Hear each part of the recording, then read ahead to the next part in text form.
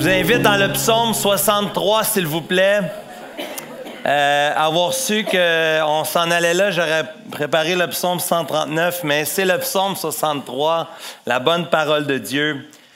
Le titre du message ce soir, c'est « Satisfait seulement en Dieu ». Satisfait seulement en Dieu. C'est le seul qui peut nous satisfaire pleinement. Psaume de David lorsqu'il était dans le désert de Juda, psaume 63. « Ô Dieu, tu es mon Dieu, je te cherche. Mon âme a soif de toi. Mon corps soupire après toi dans une terre aride, desséchée, sans eau. Ainsi je te contemple dans le sanctuaire pour voir ta puissance et ta gloire, car ta bonté vaut mieux que la vie. Mes lèvres célèbrent tes louanges. Je te bénirai donc toute ma vie. J'élèverai mes mains en ton nom.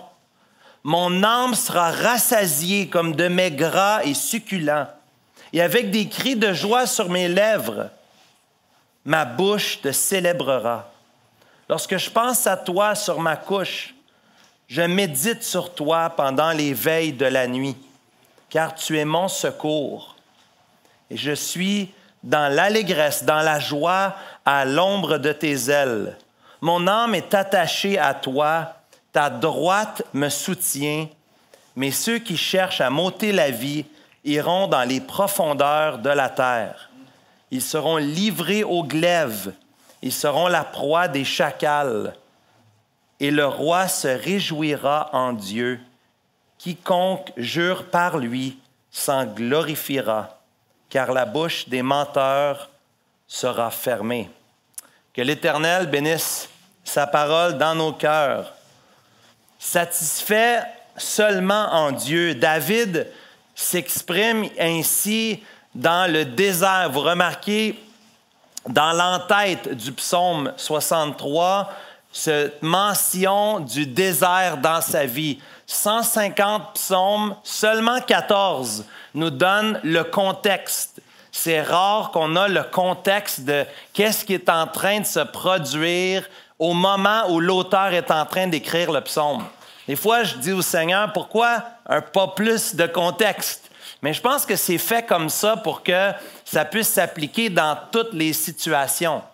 Certainement, ici, on est privilégié de savoir que David est dans le désert. Et ici, le désert, vous comprendrez que c'est un endroit difficile, un endroit de grande sécheresse.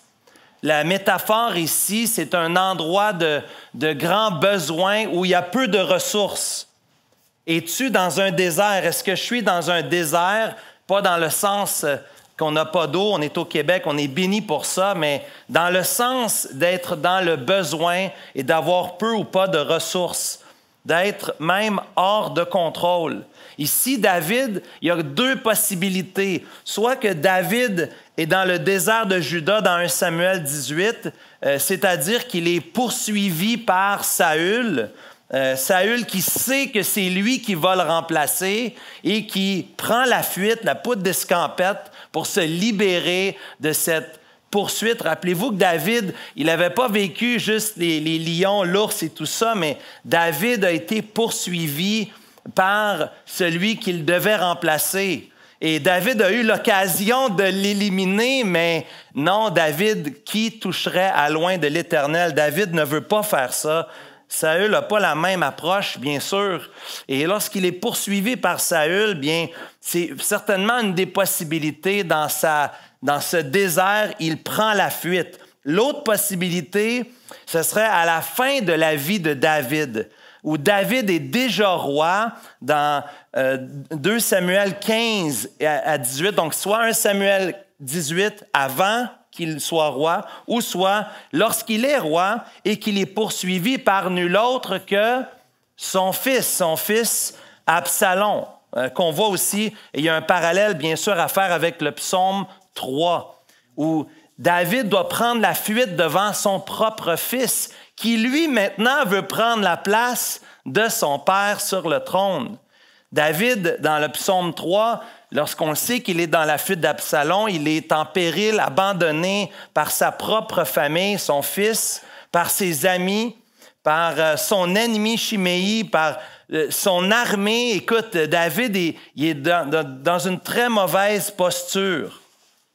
Et David, que ce soit avant ou après sa royauté, David vit un désert important. Vous pouvez comprendre les circonstances un peu. David est trahi, David est seul, David est à la course. Il est dans un désert pour fuir, pour sauver sa vie.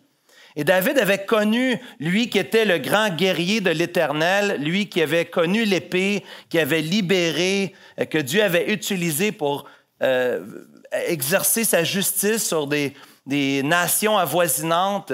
David ici est dans une place de grand besoin dans sa vie. Et David nous montre que nos circonstances ne peuvent pas être l'objet de notre satisfaction ultime. Nos circonstances ne peuvent pas nous satisfaire. Je parlais avec une sœur l'autre jour ici, puis elle me parlait des plus de 35 pays qu'elle a visités depuis qu'elle a l'occasion de voyager dans sa retraite. Puis elle m'a dit, je veux juste te dire quelque chose, même si c'était très agréable, ça ne satisfait pas. Elle dit, fais-toi-en pas. Tu n'as pas manqué grand-chose. Tu sais, moi, je ne suis pas un grand voyageur, mais j'étais impressionné. 35 pays, quand même, c'est quelque chose. Et elle me dit, fais-toi-en pas pour ça. C'est pas tant que ça, finalement. C'est pas si grand que ça. Des fois, on poursuit des choses, on pense que si on était seulement dans des circonstances un peu meilleures, si on avait juste 1 000 de plus dans le compte de banque, hein, si on avait juste un peu moins de problèmes dans notre maison avec nos enfants, notre épouse, peu importe, une église meilleure, notre vie serait tellement meilleure. Mais David ici nous enseigne par ce psaume, lorsqu'il déverse son cœur devant l'Éternel, avez-vous remarqué au psaume 63 que nulle part dans le psaume 63, David apporte une requête devant l'Éternel. Il est dans le désert, poursuivi soit par Absalom, son fils, ou par Saül, son prédécesseur. David fait aucune requête à l'Éternel. Qu'est-ce qu'il fait dans le psaume 63? Quelle est sa priorité? C'est l'adoration.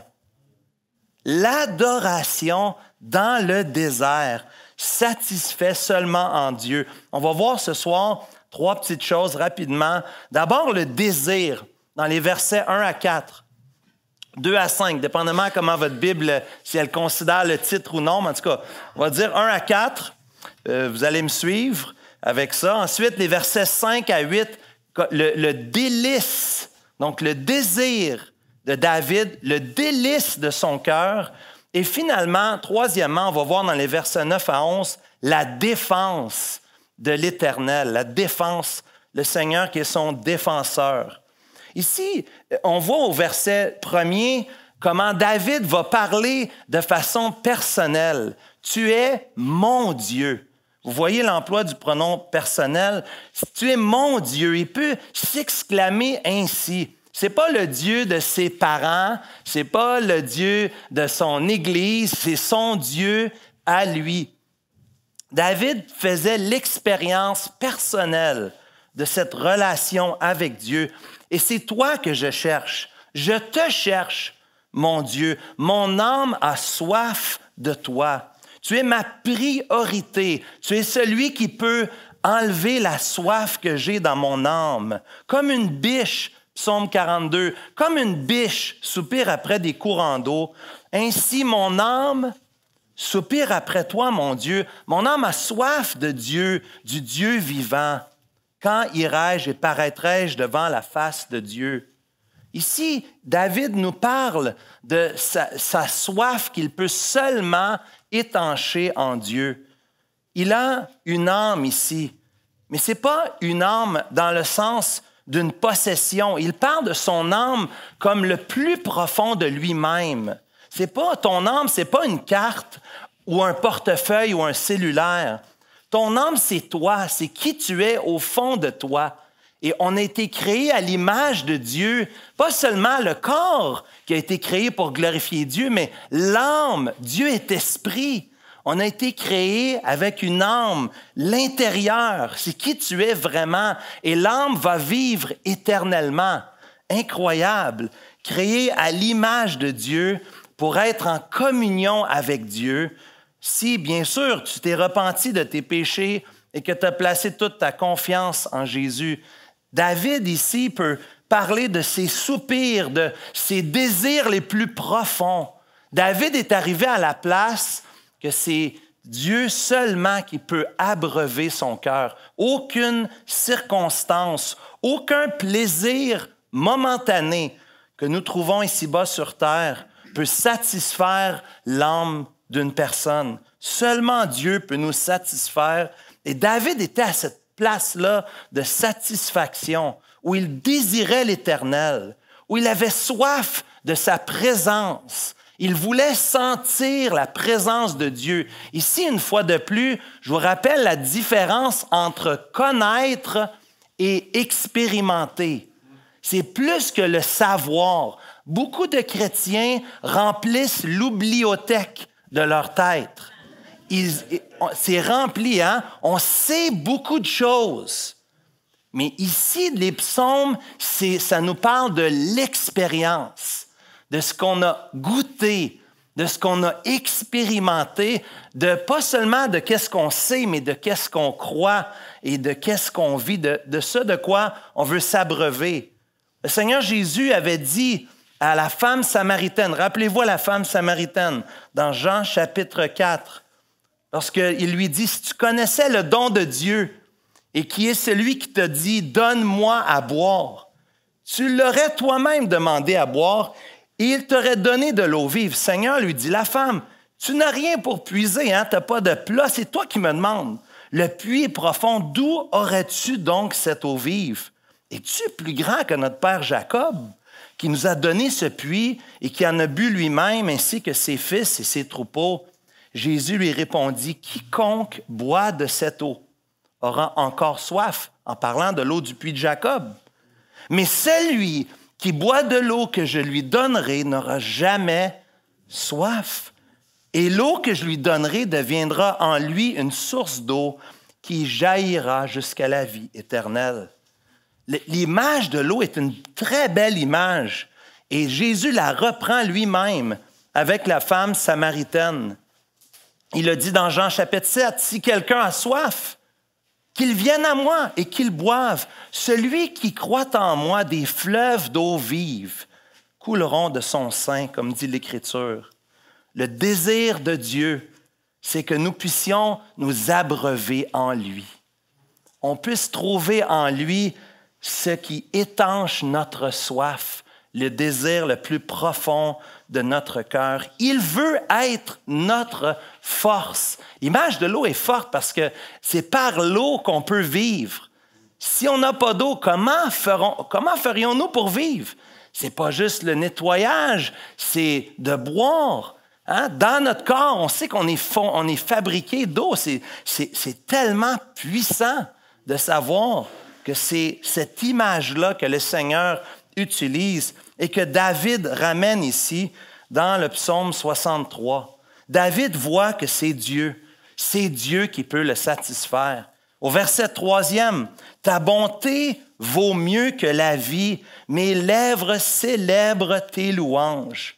Je te bénirai toute ma vie, j'élèverai mes mains en ton nom. » Il est dans le désert. Dans le désert, tu n'es pas en train de louer Dieu, tu es en train de chercher des solutions pour survivre. Mais pourtant, dans le désert, David choisit de se rappeler au verset 2e la puissance de Dieu. Au verset 3 et 4 se rappelle la bonté, l'amour bienveillant de Dieu qu'on a déjà vu, l'amour immense de Dieu.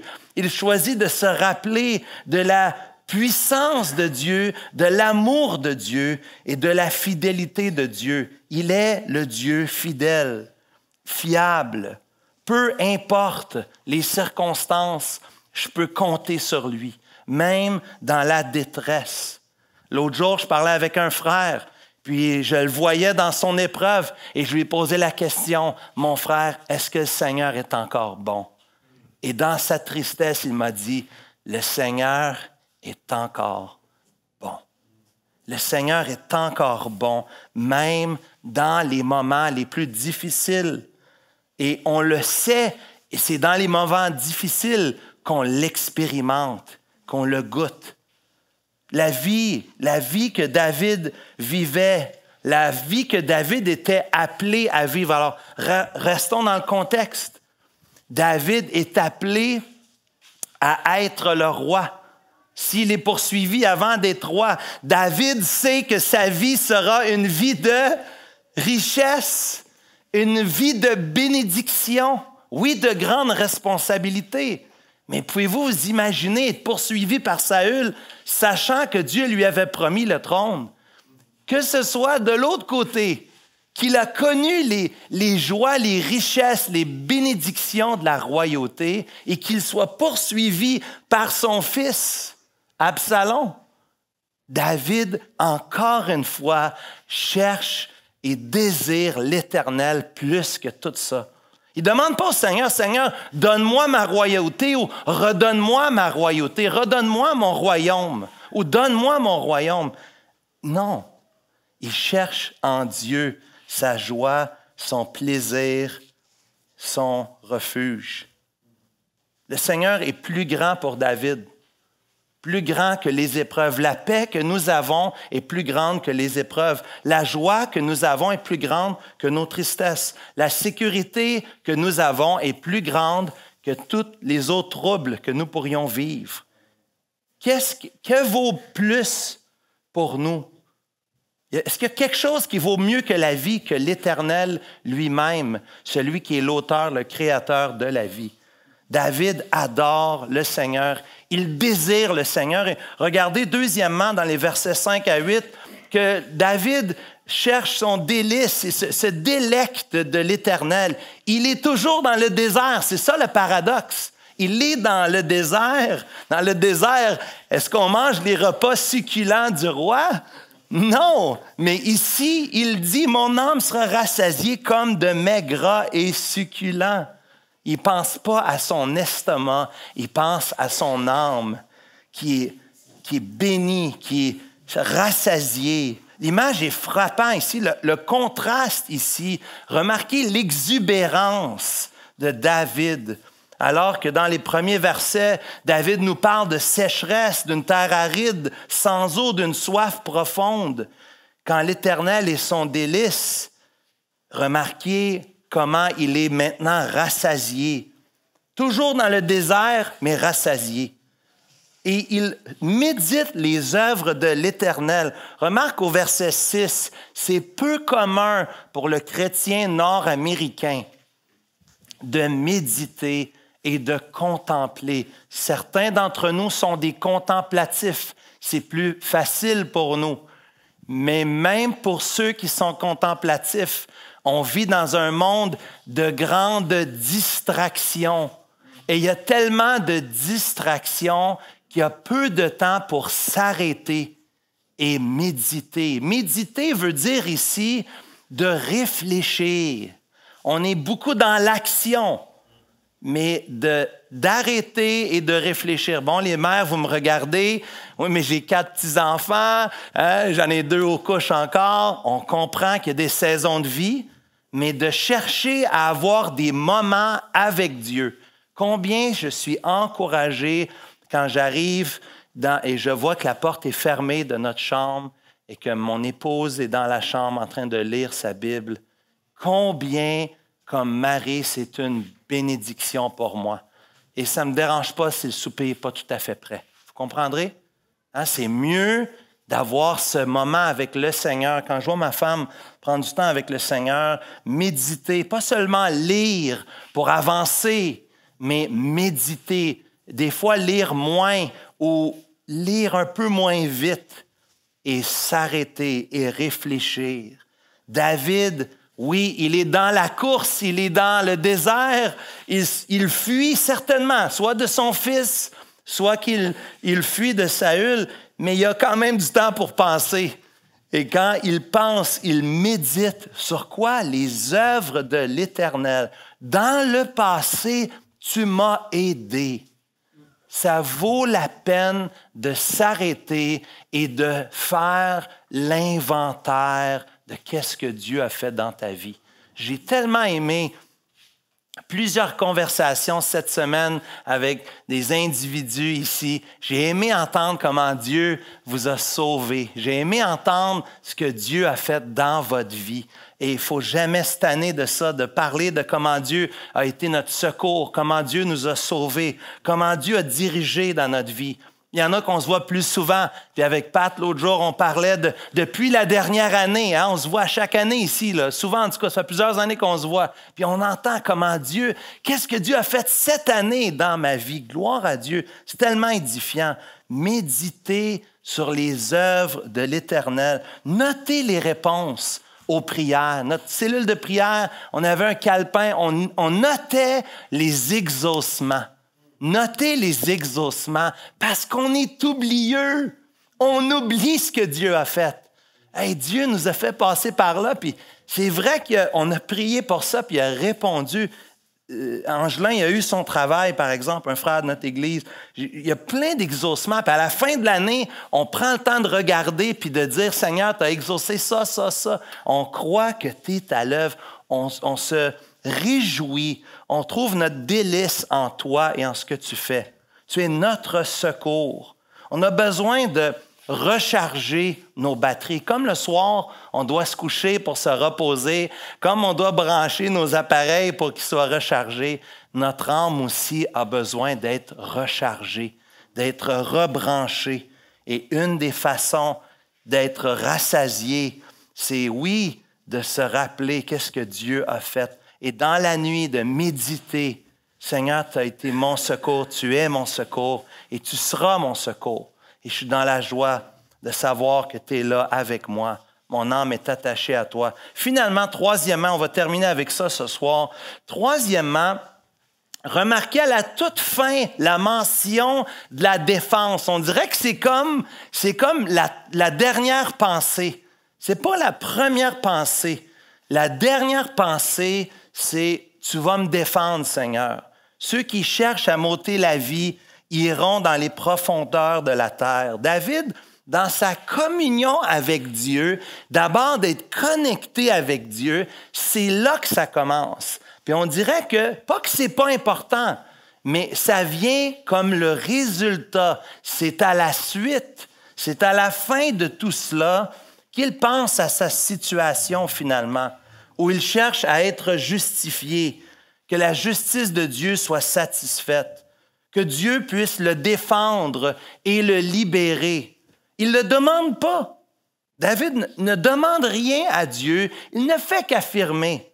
Ceux qui cherchent à m'ôter la vie, je sais quelle est l'issue, la fin pour le méchant. Nous le savons, frères et sœurs. Ceux qui nous font du mal, ceux qui sont en opposition à l'Évangile, nous savons quel est le résultat, où est-ce que ça s'en va pour eux. Dieu a dit que c'est à lui la vengeance, à lui la rétribution. Et David n'a pas besoin de chercher sa propre vengeance. Il sait que Dieu est son défenseur. Dieu est mon défenseur. Quand tu vis une injustice, rappelle-toi de la justice de Dieu. Rappelle-toi que Dieu, rien ne passe inaperçu. Dieu sait. Dieu, si il est l'objet de mes louanges, de mon adoration, de ma célébration, il va s'en occuper. Il va s'en occuper. Il est ma joie ultime. Regarde au verset 12, le dernier verset, verset 11, dépendamment comment c'est dans ta Bible. Regarde, il dit, le roi, il parle de lui-même, le roi se réjouira en Dieu.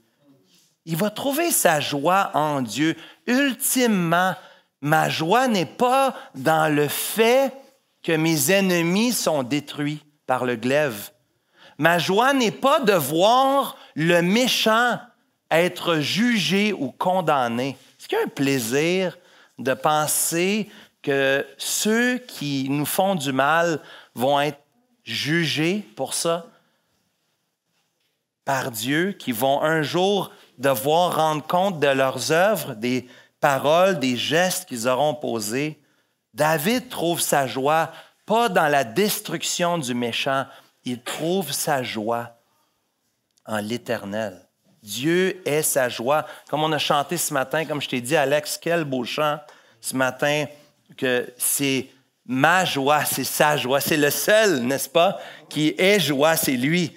Puis ma joie se trouve en lui. David, malgré, il est toujours dans le désert et pourtant, il est joyeux. Il voit sa joie. Il parle au futur. Tu dis, oui, mais il parle au futur. Oui, mais il est là, là. C'est ça qu'il vit présentement. Il dit, ma joie est là. C'est comme s'il est en train de se convaincre, de se rappeler qu'en Dieu se trouve sa joie et qu'il va vivre avec Dieu dans la joie. Que Dieu va le délivrer ultimement. Comment ça va se passer? Quand ça va se passer, c'est secondaire. Dieu lui-même, peu importe ce qu'il se passe dans la vie de David, Dieu lui-même sera là pour lui. Mon frère, ma sœur, que Dieu soit l'objet de nos désirs, de nos délices. Il est notre défenseur. Il est ton défenseur. Rappelle-toi de sa grande bonté et sa grande fidélité dans ta vie. Rappelle-toi que le Seigneur Jésus t'invite à lui afin que tu sois abreuvé complètement et pleinement, pas seulement pour ton salut, mais aussi chaque jour de ta vie. Va à la source pour trouver le réconfort et la bénédiction. Amen.